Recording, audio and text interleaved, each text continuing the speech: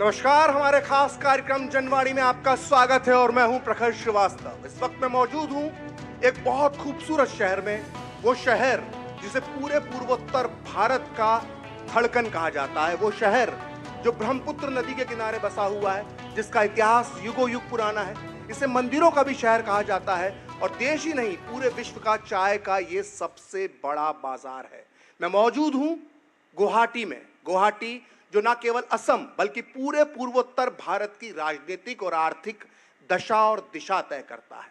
अगर हम पूरे पूर्वोत्तर भारत की बात करें तो यहाँ पर 25 सीटें आती हैं और अकेले असम में 14 लोकसभा सीटें आती हैं। यानी पूर्वोत्तर भारत का जो प्रमुख राज्य, महत्वपूर्ण राज्य बनकर जो उभरता है लोकसभा चुनाव में, वो असम होता है। और जब पूर्वोत्तर भारत की बात हो रही है तो बीजेपी के नेता और कुछ राजनीतिक पंडित ये दावा करते हैं कि पूर्वोत्तर भारत से बीजेपी को बड़ी सफलता मिलने वाली है। लेकिन क्या सही में ऐसा है? क्या असम इसमें अपना योगदान दे पाएगा बीजेपी की जीत में? या फूल बिछेंगे बीजेपी के लिए असम में, या कांटे बिछेंगे? क्योंकि लड़ाई यहां पर दो दलों की नहीं है, यहां लड़ाई जो है वो चौतरफा है। एक तरफ एनडीए है, दूसरी तरफ इंडिया अलायंस है, तीसरी तरफ आम आदमी पार्टी भी असम में मैदान में कूद चुकी है और बदरुद्दीन अजमल की all India United democratic front भी मैदान में है। यानी मुकाबला जब असम की बात करते हैं तो चौतरफा हो गया है। और असम के मुद्दे क्या हैं? कौन यहां पर भारी पड़ेगा? किसे मिलेगी जीत और किसे मिलेगी हार? इस पर चर्चा करने के लिए जनवाणी के इस मंच पर मेरे साथ मौजूद है खास मेहमानों का खास पैनल। मेरे साथ मौजूद है रत्ना सिंह, जो बीजेपी की बहुत तेज तर्रार प्रवक्ता है, ना केवल असम के चैनलों में, नॉर्थ ईस्ट के चैनलों में, बल्कि राष्ट्रीय चैनलों में भी अक्सर आपने इनको देखा होगा। वहीं मेरे साथ मौजूद हैं कांग्रेस के वरिष्ठ प्रवक्ता कुशल शर्मा जी। कुशल शर्मा जी असम में अक्सर आपने देखा होगा, कई न्यूज़ चैनल में नजर आते हैं, तेज तर्रार प्रवक्ता हैं, बड़ी तीखी बहस करते हैं। वहीं मेरे साथ मौजूद हैं रविशंकर रवि, जो किसी परिचय के मोहताज नहीं है। पिछले 36 साल से असम में पत्रकारिता कर रहे हैं।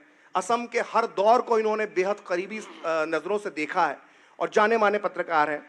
तो आप सभी का बहुत बहुत स्वागत है जनवाणी के मंच में। और शुरुआत रत्ना जी मैं आपसे करना चाहूँगा, क्योंकि आपकी पार्टी जो है वो राज्य में भी सत्ता में है, केंद्र में भी सत्ता में है।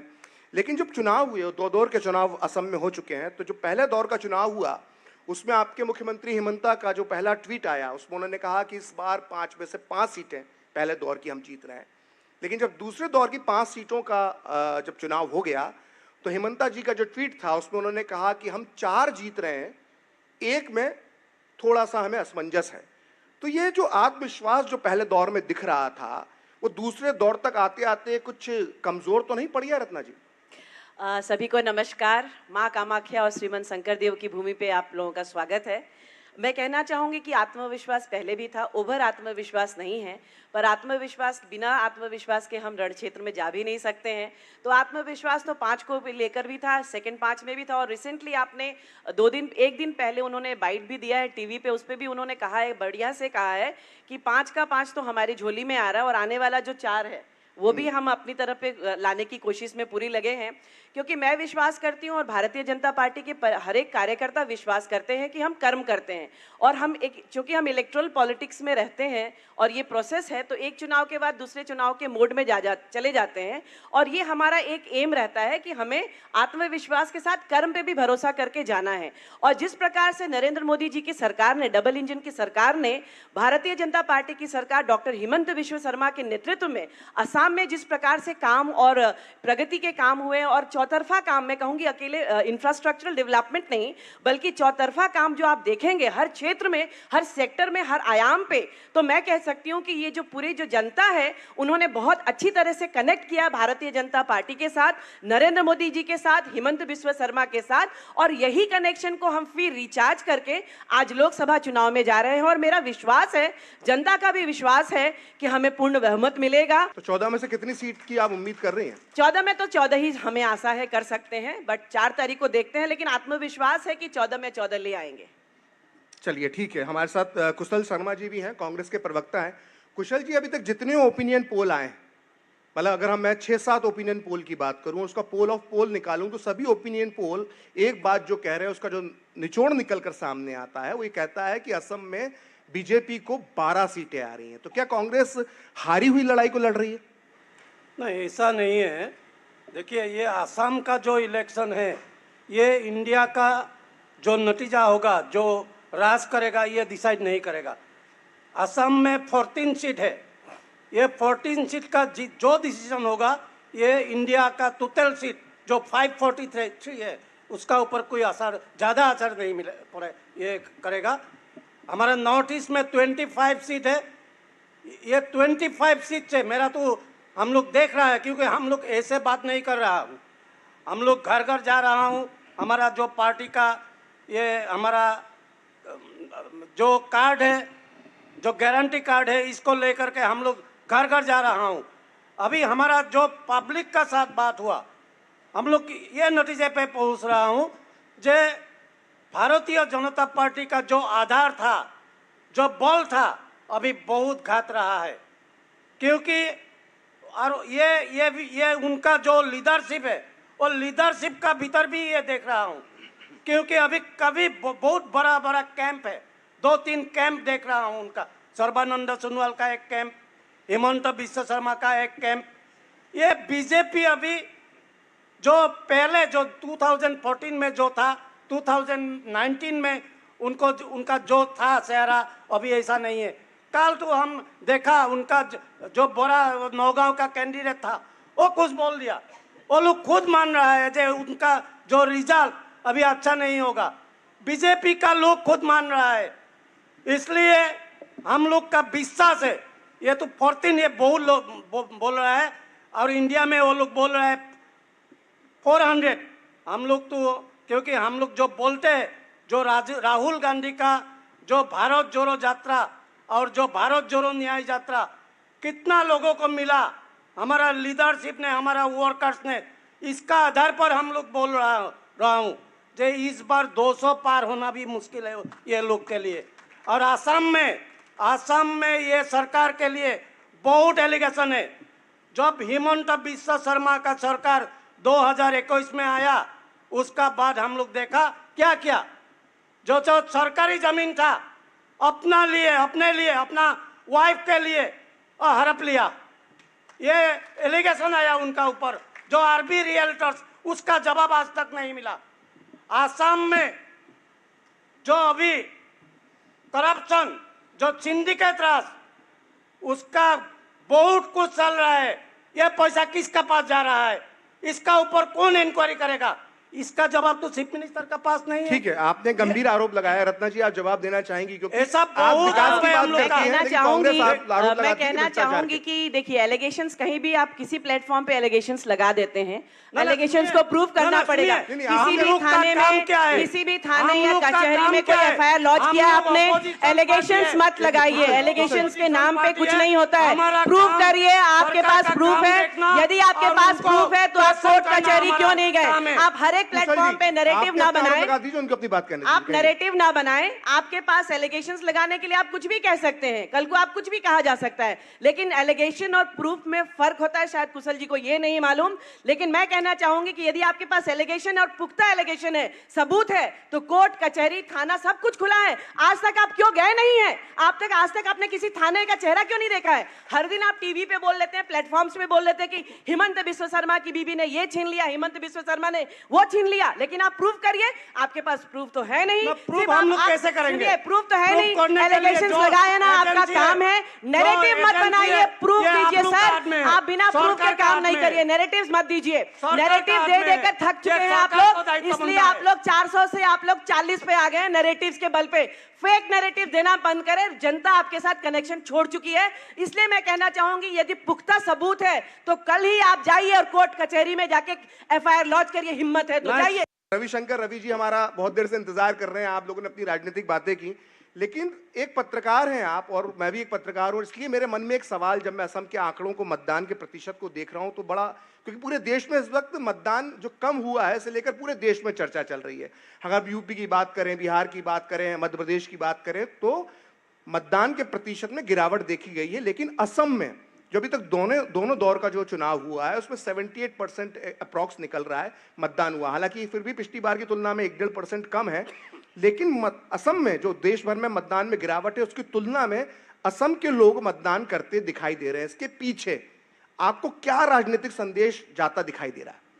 देखिए, इसमें सीधी बात है, मैंने जो देखा है असम में, एक तो ये है कि अ, सत्ता पक्ष और जो विपक्ष है, दोनों के कार्यकर्ता, सत्ता पक्ष के पास अगर कार्यकर्ताओं की बल है, संसाधन है, तो विपक्षी उम्मीदवारों के पास कुछ जमीनी मुद्दे भी हैं और लोगों को उन्होंने जोड़ा है। इस लोकसभा चुनाव में मैंने देखा है ये जो और कई मुद्दे हैं। अब जैसे फर्स्ट चरण के चुनाव में कुछ मुद्दे थे जिस पर ज्यादा से ज्यादा लोगों ने बढ़ चढ़कर हिस्सा लिया, कई फैक्टर थे उसमें। तो ऐसा नहीं है कि ये जो और अगर आप देखिए असम में मतदान करने का इतिहास देखिए तो आमतौर से यहाँ पर नेशनल एवरेज से ज़्यादा बेहतर मतदान होता रहा है, क्योंकि जमीनी स्तर पर भी लोगों को यह पता है। इतने आंदोलन असम में होते रहे हैं तो जमीनी स्तर पर भी ये तो आंदोलन की धरती बन चुका। तो अगर जमीनी स्तर पर उनको ये पता है कि अगर हम मतदान नहीं करेंगे तो स्थिति दूसरी हो सकती है। ठीक, इसीलिए कोई भी अपना मौका नहीं चूकना चाहता है। रत्ना जी, एक बहुत बड़ा विषय जो सीए असम के अंदर हमेशा बनकर उभर रहा है, 2019 में भी हमने देखा किस तरह से यहाँ पर आंदोलन हुआ था, और सीए को लेकर जो केंद्र का सरकार का रुख है, मोदी सरकार का रुख है, उसके बाद क्या असम में बीजेपी को कुछ चिंता है इस विषय को लेकर? देखिए, मैं कहना चाहूंगी कि सीए के बारे में वो एक संवैधानिक एक वो फैसला है, ये एक्ट हो चुका है, इस पे कोई बहस वाली बात ही नहीं है। और भारत और असम को बचाने के लिए जो जरूरत था वही संवैधानिक हिसाब से बनाया गया है और इसके लिए बीजेपी को कोई चिंता नहीं है। मैं तो कहना चाहूंगी कि 2021 का जो हमारा यहाँ का जो चुनाव था, और आप लोग भी आए थे और मैं वहीं पे डिबेट में थी और का बात ही निकला था सीए की, तब सीए बी था आई थिंक उस समय। बिल्कुल। तो मैं ये कहना चाहूंगी कि आज हम डिबेट में जरूर ये बात मैं निकालना चाहूंगी कि यही कांग्रेस उस समय मैनिफेस्टो बनाई थी, और बराक वैली और ब्रह्मपुत्रा वैली के लिए 2 मैनिफेस्टो था, शायद लोगों को याद होगा। का को लेकर बराक वैली में उनका दूसरा स्टैंड था और ब्रह्मपुत्रा में दूसरा स्टैंड। ऐसा कभी होता है? मैनिफेस्टो तो एक राज्य के लिए एक ही होना चाहिए, पर कांग्रेस ने 2 मैनिफेस्टो बनाया, मतलब लोगों को बरगलाने की कोशिश। अब बंगाली समुदाय को बरगलाओ, उनका वोट लो, असमिया समुदाय ब्रह्मपुत्रा वैली के लोगों को बरगलाओ, वोट लो। कहीं ऐसा हो सकता है? और ये मैं कह नहीं रही हूं, ये डोमेन में है। आप आज यदि चाहें तो इस पर आप छानबीन करके पता लगा लें कि 2 मैनिफेस्टो था, असम के लिए, असम की जनता के लिए, असम के धरोहर के लिए, असम की भूमि के लिए, असम के रिसोर्सेज के लिए, संसाधनों के लिए, सभ्यता के लिए और यहाँ की संस्कृति के लिए जो जरूरत है, भारतीय जनता पार्टी की सरकार, केंद्र में नरेंद्र मोदी जी के लिए और हिमंत बिस्व शर्मा जी की सरकार, डबल इंजन की सरकार, पूर्णतः हम लोग प्रतिबद्ध हैं और इसको पूर्ण करेंगे। ऐसा समय था सर कि हमें आए दिन बॉम्ब ब्लास्ट सुनने को मिलता था। 2008 ऐसा समय था जब मैं खुद प्रिंसिपल थी, 4 बॉम्ब ब्लास्ट कांग्रेस के सेशन में, रेजिम में 4 बॉम्ब ब्लास्ट गुवाहाटी में हुए थे। मेरे स्कूल के बच्चों का मतलब हाल बेहाल हो गया था गुवाहाटी के लोगों का। मेरे फादर थोड़े देर के लिए बच पाए थे। ये समय तो हमने देखा था। आज बिना आंदोलन के आज कुछ होता नहीं था, शांति नहीं थी। आज 27,000 करोड़ का टाटा इन्वेस्टमेंट करता है सेमीकंडक्टर में और करीब 20 से 22,000 करोड़ 22,000 लोगों की एम्प्लॉयमेंट की बात होती है। तो ये शांति की वजह से हुई है कि दूसरी कंपनियां आना चाहती हैं? 2016 के समय से, उससे पहले की बात मैं कर रही हूं, पूरी असम में सिर्फ 2,000 किलोमीटर सड़कें बनी थी। आज 2024 में 4,143,000 सड़कें बनी हुई हैं और प्रतिदिन आपके यहाँ पर हमारा जो हो रहा है, अभी आपको आंकड़े बताने का बहुत मौका मिलेगा। 1.5 किलोमीटर पर डे हो रही है। मैं कुशल जी के पास जाना चाहूंगा। कुशल शर्मा जी, सीए को मुद्दा नहीं मान रही है बीजेपी, कह रही है कोई मुद्दा नहीं, लेकिन मेरा सवाल एक अलग है। मेरा सवाल यह कि 2019 में जब सीए का मुद्दा आया तो असम में एक बहुत बड़ा आंदोलन सीए के खिलाफ हुआ और कांग्रेस भी उसका समर्थन कर रही थी। उस आंदोलन में 5 लोग शहीद भी हुए गोलीबारी में और एक बड़ी घटना बनकर उभरी थी। और उस समय कांग्रेस और सहयोगी आपके ये कह रहे थे कि असम में सीए अगर आ गया तो 2 करोड़ लोग, बाहरी लोग जो है असम में आ जाएंगे। लेकिन जब पोर्टल बनता है, जब पोर्टल में एप्लीकेशंस बुलाई जाती हैं, तो जहां तक मेरी जानकारी है, जो मेरी पिछली जानकारी थी, सिर्फ एक व्यक्ति उसमें रजिस्ट्रेशन करवाता है। तो क्या लगता नहीं है कि विपक्ष ने जो है 2019 में आम जनता को, असम की आम जनता को जो है वो बरगलाने का काम किया था? नहीं, ये मैं नहीं मानता हूँ, क्योंकि दो मैनिफेस्टो में एक्चुअली दो क्यों जो सरकार का ड्यूटी बनता है, पब्लिक को ये सूचना देना चाहिए था, पब्लिक को अप्राइज करके उनको आगे आने के लिए, बोलने के लिए हिम्मत देना चाहिए था। सरकार ने ये काम नहीं किया, बीजेपी सरकार ने। इसलिए ये नहीं, मेरे सवाल का जवाब ये नहीं है। मेरे सवाल का जवाब है कि जो आपने 2 करोड़ का आंकड़ा दिया था कि 2 करोड़ बाहरी लोग नहीं। असम में आ जाएंगे, आ गए क्या 2 करोड़ लोग बाहरी? अभी आंकड़ा कहाँ से मिलेगा? तो सरकार से रजिस्ट्रेशन मिलेगा। तो अभी एक ही आदमी ने लेकिन करवाया है। सरकार ने कहाँ तो एक आदमी, कहाँ 2 करोड़? सरकार ने तो एक्चुअल फैक्ट्स नहीं देगा। अभी जो ये पोर्टल तो एक्चुअल फैक्ट्स देगा ना, पोर्टल अभी किरण सामने है रिजिजू ना। का जो बात आया, जी। ये क्या है? ये तो का साथी ये लोग रिलेट करने के लिए सोच रहा है। किरण रिजिजू ने इतना बड़ा वो बात कर कहाँ से दिया, संबंधित एक नहीं मिनट, है। इनको अपनी इतना बात बोलने बड़ा बात कर दिया, और उस नेक्स्ट डे ही जब असम में रिएक्शन देखा, उसका बाद ये लोग ने उनका पोजीशन चेंज कर लिया। इसलिए सरकार का ड्यूटी बनता है। हम लोग क्या, हम लोग ऑपोजिशन में रह करके आप लोग हम लोग का कैसे बोलेंगे जो आप लोग करिए, कांग्रेस करिए? ये बीजेपी सरकार का दायित्व बनता है। ये प्रॉब्लम मतलब भ्रष्टाचार की जांच भी करे तो बीजेपी सरकार नहीं, करे, आप तो हर विषय देखिए, में बीजेपी। आप कुछ ना करें, आप सुनिए, ये लोग आप कुछ ना करें, न्याय यात्रा लेके असम में आ जाए। Allegation लगाते चले। आप उनका आंकड़ा सुन करके ऐसा लगता है जो असम में कांग्रेस का रेजिम में कोई स्कूल कॉलेज नहीं था, सब जंगल ही जंगल था। यहाँ ऑडियंस में जितना लोग है, मैं बोल सकता हूँ सब कांग्रेस का बनाया हुआ अस्पताल में जन्म हुआ, कांग्रेस का बनाया हुआ स्कूल कॉलेज में पढ़ करके आज इतना तक आया। रवि जी मुस्कुरा रहे हैं। रविशंकर जी, सीए की बात हुई, रत्ना जी ने साफ मना कर दिया है कोई मुद्दा नहीं है, वो कह रहे हैं मुद्दा है। आप पत्रकार हैं, आप बताइए कि आज जब 2024 में 2 दौर के चुनाव हो चुके हैं असम के और 1 दौर का बाकी है, इन तीनों दौर में असम के अंदर सीएए का मुद्दा है या नहीं? देखिए, सीएए आप यह भी नहीं कह सकते हैं कि यह मुद्दा कहीं चर्चा में है ही नहीं जी। इस मुद्दे के चुनाव के परिणाम पर कितना असर पड़ता है वह देखना होगा, क्योंकि पिछला जो विधानसभा चुनाव हुआ था उस समय भी यह बहुत बड़ा चुनावी मुद्दा इसको बनाया गया था। लेकिन जब रिजल्ट परिणाम सामने आए तो देखा कि ज्यादातर वो भाजपा या एनडीए के पक्ष में परिणाम गए। कांग्रेस ने इस मुद्दे को और कुछ और दूसरी विपक्षी पार्टियां ने इस मुद्दे को, मुझे याद है कि पूरे जोर शोर से उन्होंने उठाया था। और उस विधानसभा में सीएए के खिलाफ जो आंदोलन करने वाले समूह थे उसके एक हिस्से ने क्षेत्रीय दल भी बनाया था और उस आधार पर वो चुनाव भी लड़े। डिब्रूगढ़ से टिकट भी ले लिया है उन्होंने। तो नहीं, पिछले बार वो कुछ लोग दुलियाजान से लड़े थे, शिवसागर से लड़े थे, तो वह मुद्दा पूरे जोर शोर से बनाया गया था। लेकिन जब चुनाव परिणाम सामने आया तो वह मुद्दा बहुत कारगर नहीं दिखा। इस बार भी ऊपरी असम के कुछ सीटों पर सीएए को मुद्दा बनाने की कोशिश की गई, ठीक, लेकिन वह इस स्थिति में भी नहीं है। अब यह देखना होगा कि उसका चुनाव के परिणाम पर कितना असर पड़ता है, क्योंकि पिछले आंदोलन में असम आंदोलन के बाद लगातार असम में जिस ढंग से आंदोलन हुए और पिछला जो आंदोलन हुआ और जिस तरीके का आंदोलन हुआ 2019 की बात कर रहे हैं जी, तो उसके बाद ये अब यहाँ और उसके बाद जो उन्होंने नेताओं को देखा, आंदोलन के नाम पर असम के लोग कई बार ठगे भी जा चुके हैं। इसलिए जो मतदाताओं का एक वर्ग है वो चीजों को ये देखता है कि मुद्दा तो सही है, नेतृत्व कौन कर रहा है। तो इसलिए यह भी नहीं कहा जा सकता है कि असम के इसमें कहीं है ही नहीं, चर्चा में बिल्कुल है, लेकिन उस चर्चा का चुनावी परिणाम पर कितना असर पड़ता है वह देखना होगा। ठीक है, तो फिलहाल वक्त एक ब्रेक का है और मुझे यहाँ पर एक ब्रेक लेना होगा और ब्रेक के बाद हम लेंगे सीधे जनता जनार्दन के सवाल और जवाब देंगे हमारे नेता और राजनीतिक विश्लेषक। तो फिलहाल जनवाणी में लेते हैं एक छोटा सा ब्रेक।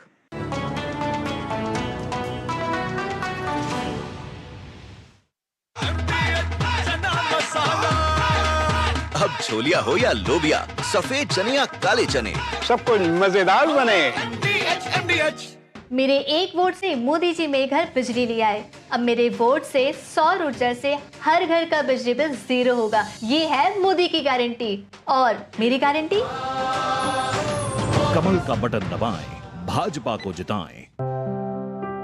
यकीन है खुद पर है नाज। सुनती हूँ अपने मन की आवाज।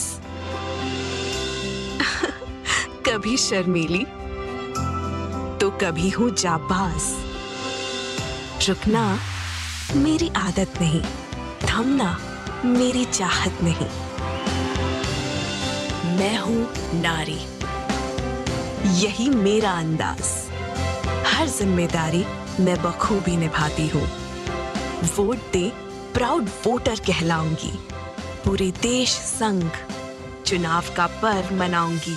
तेरी होने वाली मदर इन लॉ कुछ ज्यादा ही ट्रेडिशनल है। ट्रेडिशनल लोग ज्यादा इमोशनल होते हैं। तो भाई साहब, अब कोई किसी की लाइफ में आग नहीं लगा पाएगा। समर कूल, जो हर दिल करे कबूल। मेरे एक वोट से मोदी जी ने ढेर सारे एम्स खोले, सस्ती दवा, मुफ्त इलाज दिलाया। अब मेरे वोट से हम 70 साल के ऊपर के सीनियर सिटीजन को मुफ्त इलाज मिलेगा। ये है मोदी की गारंटी और मेरी गारंटी। कमल का बटन दबाएं, भाजपा को जिताएं। आज दही बड़ा खाने का मन है। वाह क्या स्वाद। असली स्वाद तो MDH दही बड़ा रायता मसाले से ही आता है।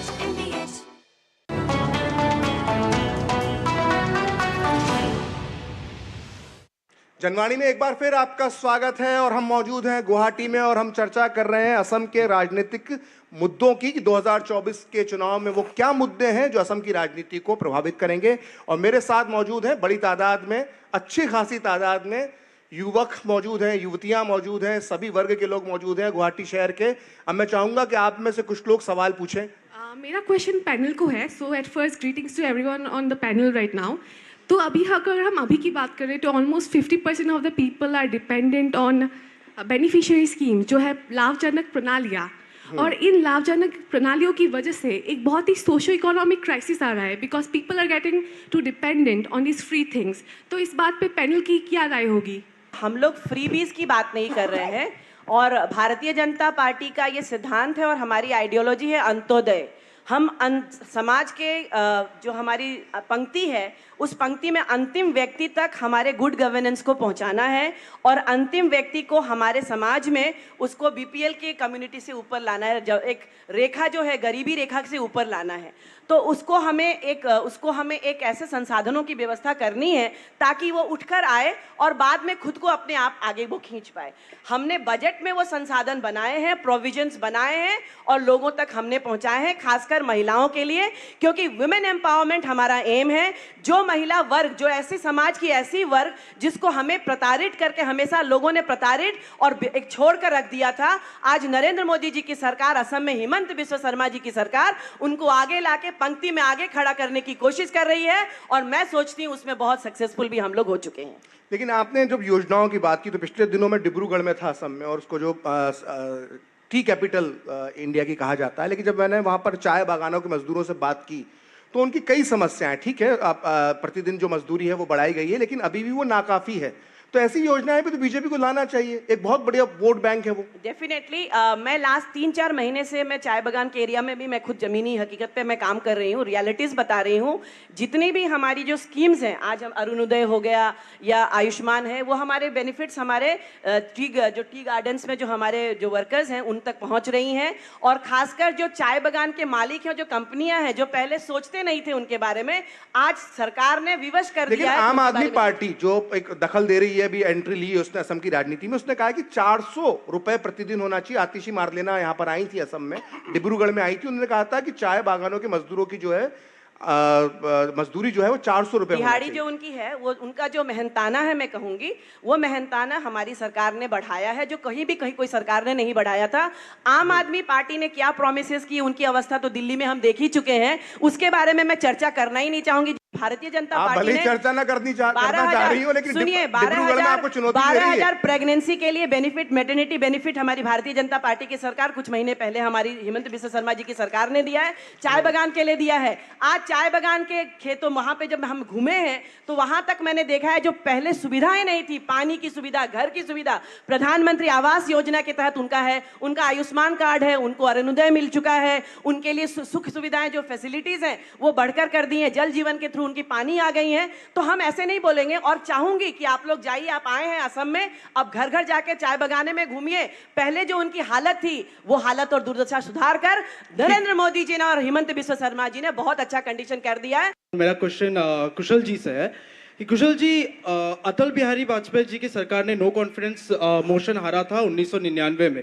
सो वहां से लेके अब दुनिया का सबसे लार्जेस्ट पॉलिटिकल पार्टी बीजेपी है, लगभग 5 करोड़ की संख्या में मेंबर्स उनमें काम करते हैं, अगर मैं गलत नहीं हूं तो। लेकिन जब असम की बात आती है, जब इस विधानसभा की सीटों की बात आती है, तो मैंने देखा है कि ग्राउंड लेवल पे बीजेपी जितना काम करती है, जितना स्ट्रांग बीजेपी का जो लोग हैं, जो उनके कैंडिडेट्स हैं, जितना स्ट्रांग वो लोग हैं, घर घर में जाके या फिर वो बीजेपी के टेम्पररी ऑफिस बनाना हो या प्रचार करना हो, कुछ भी हो, उसमें वो कांग्रेस को बहुत ज़्यादा पीछे छोड़ रही है। अगर मैं ग्राउंड लेवल की बात कर रहा हूँ तो मेरा सवाल ये है कि क्या कांग्रेस के कैंडिडेट्स में या फिर कांग्रेस के जो कार्यकर्ता है, क्या उनमें कॉन्फिडेंस की कमी है, या फिर क्या कांग्रेस असम के इन 14 सीटों को बिल्कुल भी महत्वपूर्ण नहीं समझता है कि उन पे बिल्कुल भी जोर नहीं डाला जा रहा? बहुत अच्छा सवाल है। कहने का मतलब इनका यह है कि बीजेपी का वोटर ही बीजेपी का कार्यकर्ता होता है और ऐसी संस्कृति जो है वो कांग्रेस में नहीं है। अभी मैं जो देख रहा हूँ, आपने जो पूछा, यहाँ बीजेपी का जो टेम्परमेंट है, जो उनका ये जो काम पार्टी का लिए काम करना चाहिए, ये लोग वो बहुत अभी घर में बैठ रहा है, क्योंकि उनका ऊपर भी 10 साल का बाद एक इफेक्ट आ गया। ये इफेक्ट हमारा कांग्रेस का ऊपर भी था, लेकिन अभी क्या हुआ, धीरे धीरे हमारा सब पार्टी का लोग इकट्ठा हो गया, हमारा साथ 14 अदर्स पॉलिटिकल पार्टी आ गया, और हम अभी अच्छा, आपने कहा 14 पार्टियां आ गई, इसी से एक सवाल मेरा जुड़ा हुआ जो मैं पूछना चाह रहा था, और अच्छा हुआ आपने अपने गठबंधन की बात कर ली। आम आदमी पार्टी के कुछ नेताओं से मेरी बात हो रही थी और असम इकाई के बड़े नेताओं से बात हो रही थी। उनका यह कहना है कि साजिश रची आपने आम आदमी पार्टी के खिलाफ। आपने दिल्ली में गठबंधन किया, आपने हरियाणा में गठबंधन किया, आपने गुजरात में गठबंधन किया, पंजाब में गठबंधन नहीं हुआ, अलग वजह थी, लेकिन असम में गठबंधन अच्छे से आराम से हो सकता था। 3 सीटें आम आदमी पार्टी मांग रही थी, आप 2 सीटें उसे दे देते, वो मान जाती। लेकिन आप, उनका ये आरोप है कि पूरे 8 महीने तक बातचीत के नाम पर हमको उलझा के रखा, जिससे हमें चुनावी तैयारी का मौका ना मिल पाए, ये आरोप है। हमारा जो गुवाहाटी का कैंडिडेट है, उनका फेवर में आप पार्टी का जो कैंडिडेट था वो विथड्रॉ किया, इसलिए हमारा यहाँ में फ्रेंडली हमारा साथ अभी आपका लोग भी निर्वाचन में प्रचार कर रहा है, इसलिए ये हमारा अलायंस पूरा ये अभी बहुत स्ट्रांग है। शर्मा जी, क्या होता है कि भारत के चुनावी इतिहास में से कई उदाहरण हैं जब फ्रेंडली फाइट दलों ने लड़ी है। 1989 का जो चुनाव था, जब बोफर्स कांड के बाद हुआ था, उसमें विपक्षी दल बीजेपी और जनता दल के कई ऐसे सीट्स थी भारत में जहां पे बीजेपी और जनता दल दोनों आमने सामने थी, लेकिन फ्रेंडली फाइट थी। और फ्रेंडली फाइट का नियम ये होता है कि एक दूसरे पर आरोप नहीं लगाए जाते हैं। आप डिब्रूगढ़ जाके देख लिया आम आदमी पार्टी के लोग किस तरह के आरोप लगा रहे हैं। आम आदमी पार्टी के जब बड़े नेता असम में आते हैं तो कांग्रेस पर किस तरह के हमले कर रहे हैं, शायद आप भाषण नहीं सुनते। आपको ये भी मैं जानकारी दूं, क्योंकि कल हमारा प्रेसिडेंट, स्टेट प्रेसिडेंट को एक कोई ये मीटिंग में पूछा था, वो बोला जे हमारा जो ऑफिशियल कैंडिडेट है डिब्रूगढ़ में, वो मना कर दिया उनको विथड्रॉ करने के लिए, क्योंकि वहाँ 3rd कैंडिडेट रहने से हमारा फायदा है। ये स्ट्रेटेजी का बात है, इसलिए ये आप तो क्या लोकतंत्र में इस तरह की षड्यंत्रों को और इस तरह की रणनीति को आप ठीक मानते हैं? ये पॉलिसी है, ये हमारा लीडरशिप पॉलिसी है। ये आपको पार्टी के प्रवक्ता हैं, अधिकारी प्रवक्ता हैं, आपकी कही बात असम राज्य कांग्रेस की पॉलिसी मानी जाएगी। आप कह रहे हैं कि हमने वो कैंडिडेट को विड्रॉ नहीं करने दिया क्योंकि इससे बीजेपी को नुकसान हो रहा था। आपके शब्दों पे कायम है? सर्बानंद सोनोवाल का हार उस सीट पे निश्चित है। इस हमारा ये ठीक है रत्ना जी, मैं ये कहना चाहूंगी कि हमारे जो कांग्रेस के स्पोक्स पर्सन हैं, उनकी मुंगेरी लाल के हसीन सपने तो उन्हीं को मुबारक हो। और उन्होंने कहा कि बीजेपी के कार्यकर्ता गुवाहाटी में घर में बैठ गए हैं। मैं खुद भी बीजेपी की कार्यकर्ता हूं और मेरे जैसे बहुत सारे हैं जो अभी भी रात 10, 11, 12 बजे तक हम लोग काम कर रहे हैं। इनको अपने कार्यकर्ता ही शायद दिखे होंगे बीजेपी के रूप में। असम में हमारे जो भी कांग्रेस के प्रत्याशी हैं फील्ड में, मैं उनको सलाम कहूंगी क्योंकि किसी का बिना चेहरा ले वो पर्सनली अकेले लड़ रहे हैं, क्योंकि कांग्रेस का बैनर लेके लड़ेंगे तो वो हार ही जाते। तो अभी पता नहीं क्या मिलेगा नहीं मिलेगा, लेकिन वो अकेले मैदान में डटे हुए हैं। इसको मैं हैट्स ऑफ कहूंगी, क्योंकि असम में तो कांग्रेस बचा ही नहीं है सर, उसके बारे में क्या चर्चा की जाए।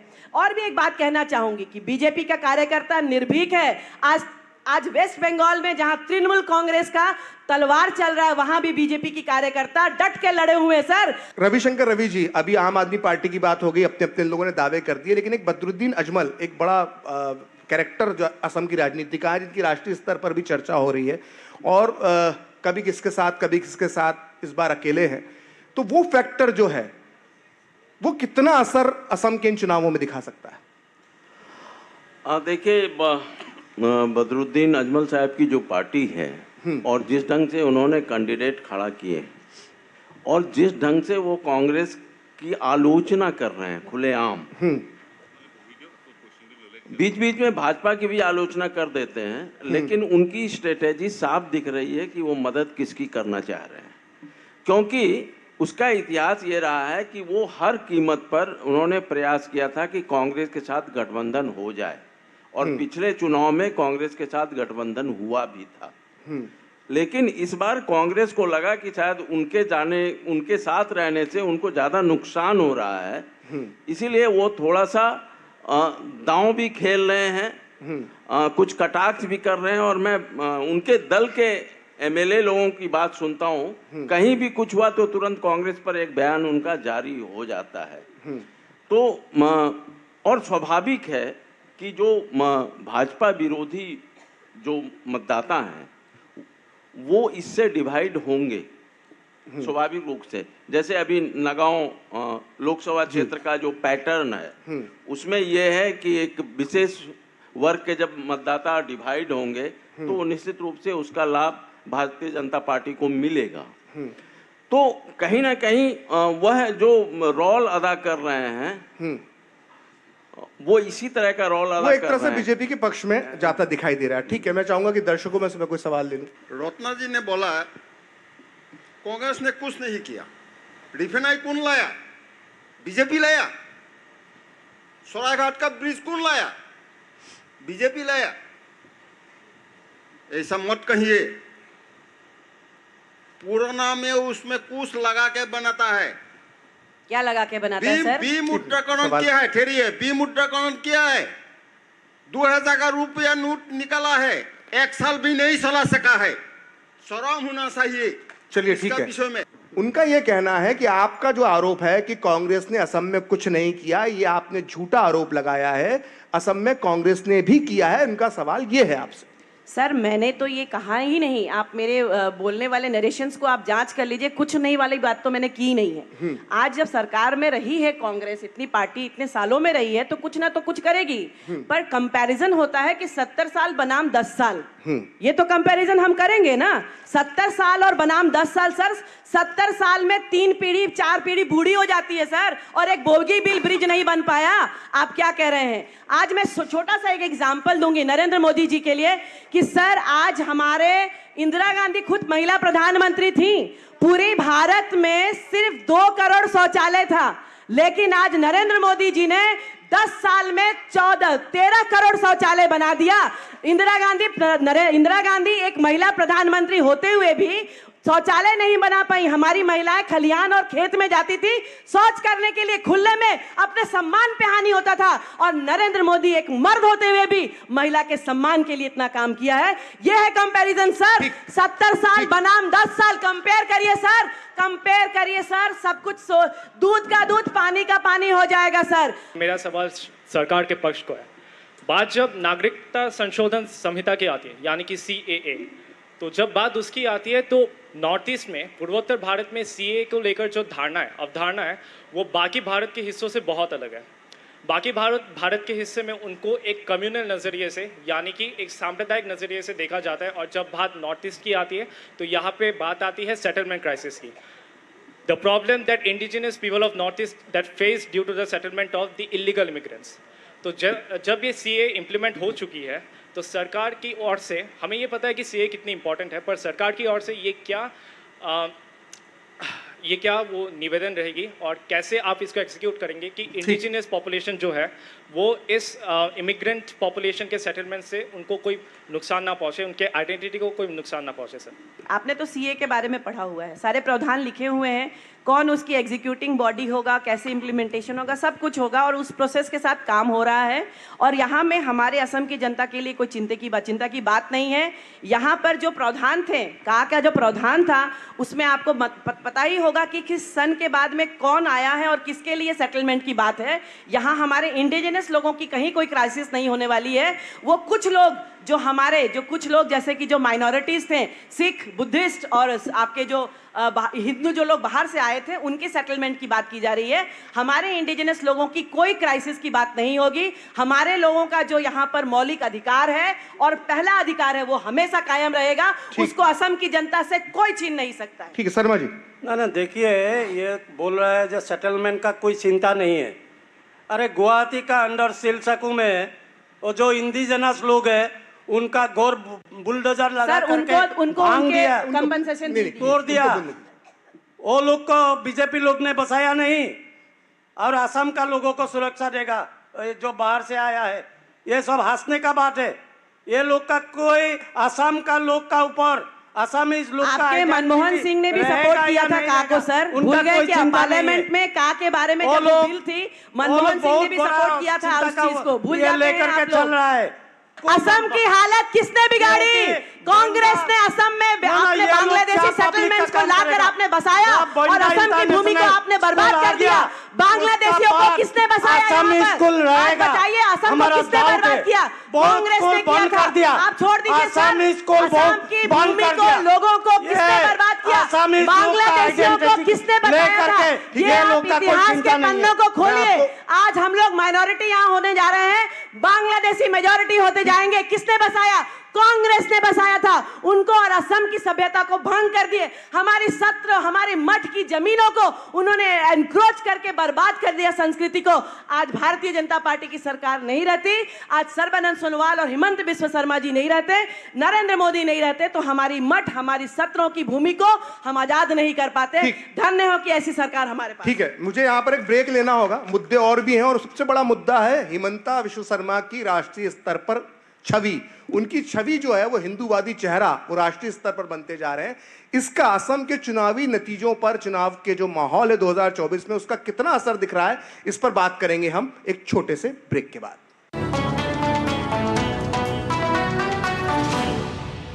जिन्होंने यूज किया है वो जानते हैं असली हींग का स्वाद। MDH सुपर हींग, शुद्धता का असली तड़का।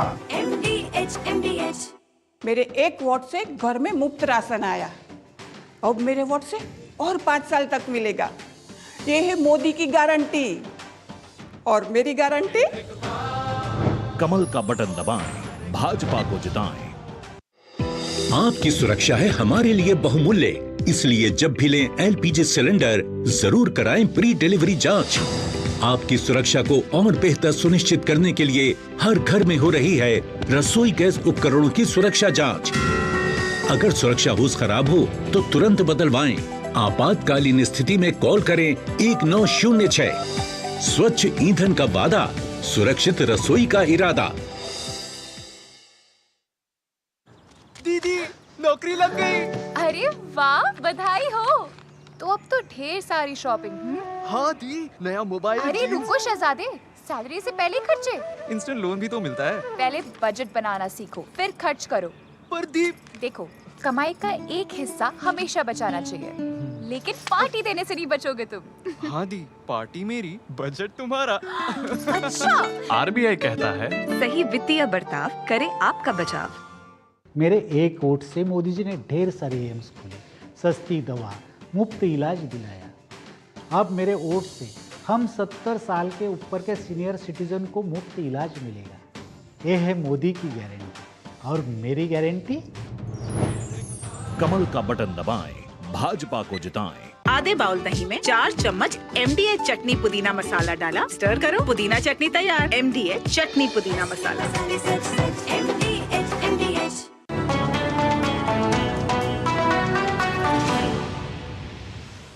तो जनवाणी में ब्रेक के बाद एक बार फिर आपका स्वागत है और हम मौजूद हैं गुवाहाटी में और गर्मा गर्म चर्चा चल रही है। रत्ना जी, आपके जो मुख्यमंत्री हैं हिमंता जी, उनकी छवि जो है वो पूरी तरह से हिंदूवादी चेहरे की बनती जा रही है।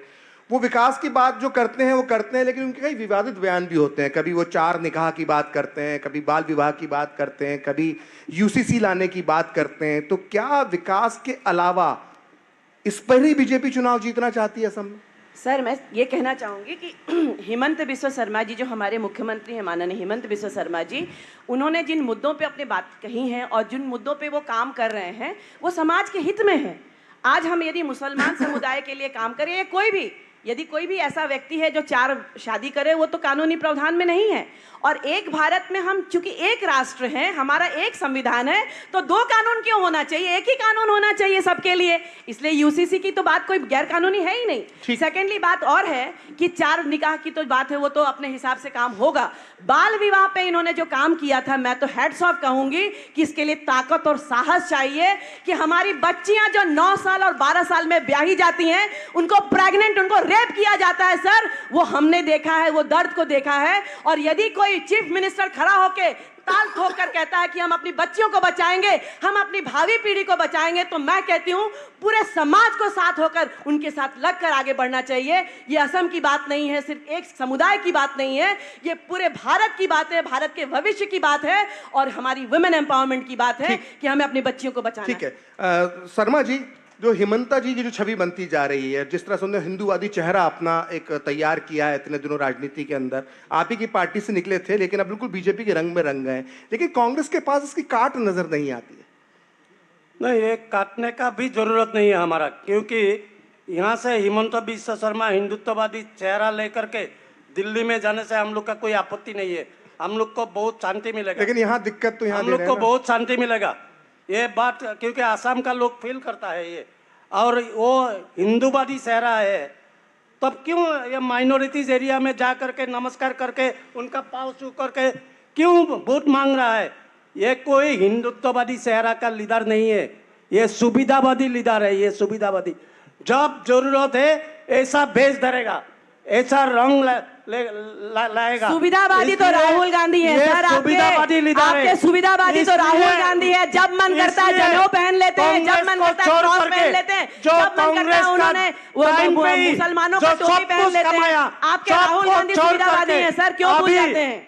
रविशंकर जी, राष्ट्रीय राजनीति की नजर से जब हम असम की राजनीति को देखते हैं तो एक कॉम्बिनेशन हम देखते हैं। जब हम यूपी की बात करते हैं तो पीएम मोदी और योगी की जो जोड़ी यूपी के अंदर करिश्मा दिखा चुकी है, लगातार पिछले चुनावों से दिखा रही है, वो कॉम्बिनेशन बीजेपी के लोग बोलते हैं कि अब असम में बन रहा है। मतलब जिस तरह से बीजेपी के जो 2 चेहरे हैं, मोदी और योगी यूपी में, वही कॉम्बिनेशन अब असम में बन रहा है। बाकी जगह पे मोदी के नाम पर चुनाव लड़ते हैं, लेकिन इन 2 राज्यों में इन 2 चेहरों के नाम पर चुनाव लड़ाया जा रहा है। तो ये इस कॉम्बिनेशन को लेकर आप क्या कहना चाहेंगे? देखिए, डॉक्टर हेमंत बिस्वा शर्मा एक बहुत ही अच्छे राजनीतिक रणनीतिकार हैं। वो चीज़ों को भाप लेते हैं कि किस ढंग से किस मुद्दे को कब और कहाँ उठाना है, और इस मामले में निश्चित रूप से वो एक सफल राजनेता के रूप में अपनी राष्ट्रीय पहचान बना चुके हैं, क्योंकि उन्हें यह पता है कि नेशनल मीडिया में कौन सा मुद्दा सुर्खियां बटोरेगा। कर्नाटक में गए तो वहाँ क्या बोलना चाहिए, और केरल जब वो जाते हैं तो उनको पता है कि वहाँ पर उनको क्या बोलना चाहिए। असम की स्थितियों पर कब, कहाँ पर, किस समय क्या बयान देना है, वो तुरंत तैयार कर लेते हैं। दूसरी बात, उनका जो है इम्प्लीमेंट कराने की क्षमता, किस ढंग से वो चीज़ों को जो उन्होंने सोचा है उसको कैसे वो इम्प्लीमेंट करें, वो एक अच्छे वक्ता हैं जी। और आप उनसे सहमत हो या ना हो, अच्छा वक्ता होने के साथ अच्छा नृत्य भी करते हैं? नहीं, वो बहुत अच्छा, बहुत होमवर्क करते हैं। मैंने देखा है, वो किसी भी मुद्दे पर बोलने के पहले होमवर्क करते हैं, उसके बारे में ज्यादा से ज्यादा जानकारी जुटाना चाहते हैं, और फिर उस बात को कैसे रखनी है यह वो जानते हैं, और किन मुद्दों पर कंट्रोवर्सी करनी है, कौन सा मुद्दा विवाद में जाएगा, यह उनको अच्छी तरह से पता है, और उस विवाद की फसल कैसे काटी जाए यह भी उनको आता है। अच्छा, आपने विवाद की बात की, मुद्दों की बात की, फसल काटने की बात की। जब राहुल गांधी की यात्रा मणिपुर से शुरू हुई तो बहुत ज्यादा उसकी तरफ इतना ध्यान नहीं था, न्याय यात्रा की तरफ, लेकिन जैसे ही उसकी असम में एंट्री होती है राहुल जी की न्याय यात्रा की, और यहाँ पर जो हिमंता वर्सेस राहुल जो चलता है, तो पूरी सुर्खियां जो है वो इस यात्रा को मिलने लगती है। तो जो न्याय यात्रा असम में निकली, उसको लेकर विवाद हुआ, राहुल जी धरने पर बैठे, इसका कोई असर इन चुनावों में देखने को मिलेगा? नहीं, इसे लेकर कांग्रेस के कार्यकर्ताओं में एक थोड़ा सा एक आवेश है, एक आवेग है, और राहुल जी की जो असम से जो यात्रा गुजरी, कहीं ना कहीं कांग्रेस के सो रहे कार्यकर्ताओं को, जो कैडर थे, उनमें एक उत्साह बढ़ा है, उनमें एक संचार हुआ है। ये मैं जमीन के लेवल के कार्यकर्ताओं की बात कर रहा हूँ, उन नेताओं और कार्यकर्ताओं की बात नहीं कर रहा हूँ जो इतने लंबे साल के कांग्रेस के शासन काल में, मतलब ऐसा क्या जागरण की जो मतलब अभी भी 2 सीट ही कांग्रेस को मिलती दिखाई दे रही है ओपिनियन पोल में, मैक्सिमम जो है वो 4 सीटें जाती दिखाई दी, तो ऐसा कैसा संचार हुआ है? नहीं, मैं कुछ और बात करना चाह रहा हूँ। वो मैं बात ये कर रहा हूँ कि यहाँ मैं उन नेताओं की बात नहीं कर रहा हूँ जो अब तक कांग्रेस की सुख सुविधाओं में पले बढ़े थे, और जब अकाल छाया तो सत्ता की तरफ वो भागे। मेरे कहने का मतलब कि राहुल की इस यात्रा से कोई कांग्रेस के चुनाव परिणाम में कोई बहुत बड़ा असर नहीं होने वाला है, लेकिन 2% ही सही वैसे कार्यकर्ताओं का मनोबल बढ़ा है, क्योंकि राष्ट्रीय नेतृत्व की तरफ से, यहाँ पर कांग्रेस को नेतृत्व देने के लिए राष्ट्रीय नेतृत्व की तरफ से कभी कोई उस ढंग से गंभीर पहल नहीं हुई, तो कार्यकर्ताओं का मनोबल कैसे बढ़ता? और भाजपा की पूरी फौज, कमांडर, मुख्य सेना अध्यक्ष, सभी का दौरा हो रहा है, और वह अपने कार्यकर्ताओं में एनर्जी भर रहे हैं, संसाधन है उनके पास, तो स्वाभाविक है कि, और यहाँ पर सत्ता के सुख में डूबे हुए जो लोग थे, जो नेता थे कांग्रेस के, तो उनमें तो वह असर दिखेगा ना। ठीक है, रत्ना जी कुछ कहना चाह रही, लेकिन संक्षेप में, क्योंकि मेरी जनता के भी सवाल। मैं ये कहना चाह रही हूँ कि जो हमारे राहुल गांधी के बारे में बात हो रही है, न्याय यात्रा जो भी बात हो रही है, मैं ये कहना चाहूँगी कि 2022 में राहुल गांधी ने एक ट्वीट किया था, और एक असमिया होते हुए, मैं एक असमिया के हिसाब से मैं ये कहना चाहूँगी कि 2022 में जो उन्होंने ट्वीट किया था, पूरे भारत की भौगोलिक जो उनको नॉलेज है, एक बड़े नेता है, कांग्रेस के प्रधानमंत्री भी बनना चाहते हैं, तो उनके हिसाब से भारत की जो पूरी जो हमारी बॉर्डर्स हैं, मतलब हमारा जो फैलाव है, वो जम्मू कश्मीर से केरल और गुजरात से वेस्ट बंगाल तक ही है। आज मैं एक असमिया होते हुए मैं बहुत दुख के साथ कहती हूँ कि वो राहुल गांधी जो मणिपुर से न्याय यात्रा निकालते हैं, वो नॉर्थ ईस्ट असम को भूल चुके थे अपने ट्वीट में। उनके भूगोल में, उनके मैप में north east does not exist, Assam does not exist. और कुशल शर्मा जी एक असमिया होते हुए भी, और मेरी तरफ बहुत हजारों लाखों लोग जो असमिया अपने आप को मानते हैं, राहुल गांधी को कंडेम करना चाहिए था, घृणा के पात्र होना चाहिए था, लेकिन किसी ने कुछ नहीं कहा। ही forgot north east, he forgot Assam. So sad. He doesn't have the proper knowledge of map of the India also. ना सुनिए, राहुल गांधी का तो देश का पूरा भौगोलिक नॉलेज सर, आप छोड़ दीजिए सर, कितना ढकेंगे राहुल गांधी को सर? बहुत ढक लिया आप लोगों ने, बहुत ढक लिया आप लोगों ने सर, बहुत ढक लिया। एक हीरा को आपने खो दिया है। हिमंत बिस्वा शर्मा जी एक हीरा थे, उसको आपने खो दिया है, और हीरा का मोल चोरी समझ गया बीजेपी ने किया, और बीजेपी में आके वो चमक गए हैं। बीजेपी के सिद्धांतों को उन्हें अपनाया है, और आप अपना फैमिली देखिए सर, आप अपनी पार्टी को बचाइए, दूसरों को बचाइए। जनता के सवाल बहुत सारे बाकी हैं, युवा आपसे सवाल पूछना चाहते हैं, पूछो। मेरा सवाल मैम से है। मैम, आपको पता होगा कि पीपल्स रिप्रेजेंटेशन एक्ट 1951 के 125 आर्टिकल में ये कहा है कि कोई भी दल और व्यक्ति इलेक्शन के चुनाव की प्रसार के दौरान कोई भी जाति या धर्म के नाम से प्रसार नहीं कर सकता है। इसके बावजूद आपके ही लीडर नरेंद्र मोदी ने 21 अप्रैल को राजस्थान के बंसवाड़ शहर में ऐसे ही कुछ कोड ऑफ कंडक्ट वायलेशन के लिए इलेक्शन कमीशन ऑफ इंडिया ने उसके खिलाफ नोटिस जारी करना पड़ा है। तो इसके बारे में आपको क्या कहना है? क्या कांग्रेस ने सूता और कंबल की राजनीति की, इसीलिए बीजेपी ने धर्म के नाम पर राजनीति की है? जवाब दीजिए। माइक। मैं ये कहना चाहूंगी कि वो जो आपने रिप्रेजेंटेशन ऑफ एक्ट वाली बात कही है, मॉडल कोड ऑफ कंडक्ट जो होता है वो इलेक्शंस में भंग होते रहते हैं, पर नरेंद्र मोदी कभी धर्म की राजनीति नहीं करते हैं।